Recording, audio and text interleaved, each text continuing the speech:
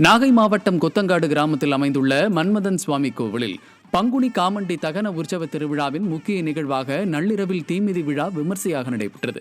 இதில் விரதம் இருந்த 100க்கும் மேற்பட்ட பக்தர்கள் தீக்குண்டத்தில் இறங்கி நேர்த்திக்கடன்களை செலுத்தினர். சிலர் அலகு குத்திய நிலையில் தீக்குண்டத்தில் இறங்கி சுவாமிக்கு வழிபாடு செய்தனர். சுற்றுவட்டார பகுதிகளில் இருந்து ஆயிரக்கணக்கான பக்தர்கள் விழாவில் கலந்து கொண்டு மன்மதன் சுவாமியை தரிசனம் செய்தனர்.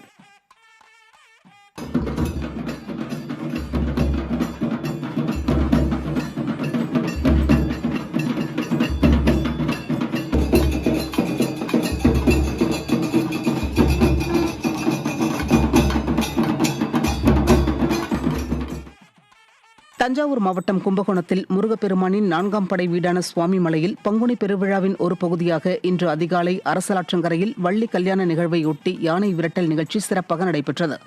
வள்ளியை விநாயகர் யானை வடிவில் விரட்டும் காட்சியும் அதன் பின்னர் முருகன் சுயரூபத்தில் தோன்றும் நிகழ்வும் திருவலஞ்சுழி அரசலாற்றில் சிறப்பாக நடைபெற்றது. இந்நிகழ்வில் ஏராளமான பக்தர்கள் பங்கேற்று சண்முக சுவாமியை தரிசனம் செய்து மகிழ்ந்தனர். விருதுநகர் மாவட்டம் ஸ்ரீவில்லிபுத்தூரில் பெரிய மாரியம்மன் கோவிலில் பங்குனி மாத பூக்குழி திருவிழாவை முன்னிட்டு கொடியேற்றும் நிகழ்வு நடைபெற்றது. முன்னதாக பெரிய மாரியம்மனுக்கு அதிகாலையில் சிறப்பு பூஜைகள் நடைபெற்று முக்கிய வீதிகளின் வழியாக கொடிமர பட்டங்கள் மேளதாளங்கள் முழங்க கோவிலுக்குள் எடுத்து வரப்பட்டது. இதில் ஆயிரக்கணக்கான பக்தர்கள் பங்கேற்று சுவாமி தரிசனம் செய்தனர்.